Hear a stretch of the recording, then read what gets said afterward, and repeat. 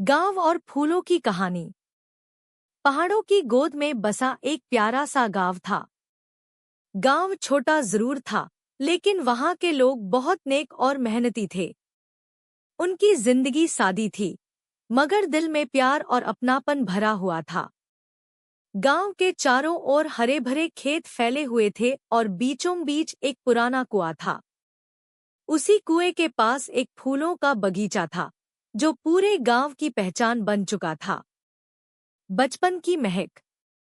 गांव में एक नन्ही सी बच्ची थी, नाम था आयशा। आयशा को फूलों से बहुत लगाव था। जैसे ही सूरज की पहली किरण खेतों पर पड़ती, वह बगीचे की ओर भागती और फूलों की खुशबू अपनी सांसों में भर लेती। बगीचे में रंग-बिरंगे फूल खिले रहते, गुलाब, गेंदा, चमेली, मोगरा, कमल, हर फूल जैसे अपनी मुस्कान से दुनिया को रोशन कर रहा हो। आयशा की माँ अक्सर कहा करती, फूल अल्लाह की रहमत है, बेटी।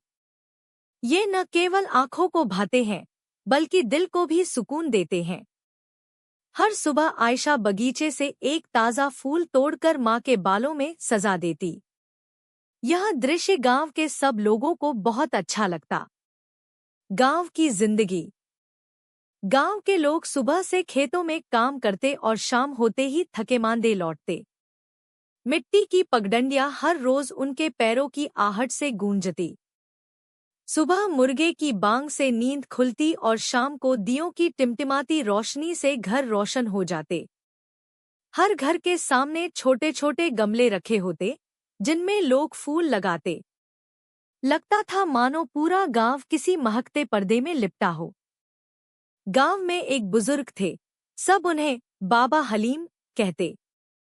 वे अक्सर कहते, जिस गांव में फूल हों, वहां दिल भी महकते हैं।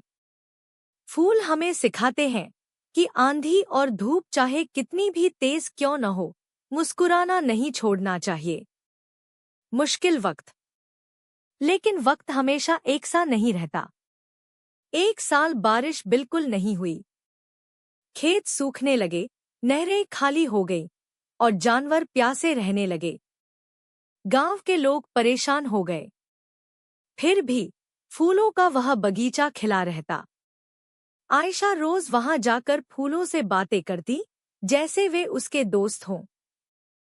वह कहती, पास बैठकर दुआ की, हे पालनहार, जिसने हमें ये फूल दिए हैं, वही हमें बारिश भी दे। कुछ ही दिनों में आसमान पर बादल छा गए। गरज-चमक के साथ मूसलाधार बारिश हुई। खेतों ने फिर से हरियाली ओढ़ ली। सूखी नहरों में पानी दौड़ पड़ा। बच्चे बारिश में नाचने लगे और किसानों के चेहरों पर मुस्कान लौट आई। नई परंपरा। उस दिन के बाद गांव वालों ने तय किया कि हर घर के सामने कम से कम एक फूल जरूर लगाया जाएगा। उन्होंने कहा, ये फूल हमारे गांव की पहचान होंगे। ये हमें हमेशा याद दिलाएंगे कि खुशबू और उम्मीद कभी खत्म नहीं होनी चाहिए। आयशा ने अपने घर के सामने कई गमले रख दिए। जब भी कोई यात्री गांव में आता, तो सबसे पहले फूलों की महक उसका स्वागत करती। धीरे धीरे दूर दूर से लोग इस गांव को देखने आने लगे। अंजाम। साल गुजरते गए। आयशा बड़ी हो गई, मगर उसकी आदत वही रही। हर सुबह वह एक फूल तोड़कर माँ के बालों में सजाती। गांव की गलियां हमेशा फूलों और हंसी से महकती रहती। लोग कहते, ये खुशबुओं का गांव है, जहां फूल और लोग दोनों ही दिल को सुकून देते हैं। इस तरह फूल केवल बगीचे में नहीं रहे, बल्कि हर दिल में खिल उठे।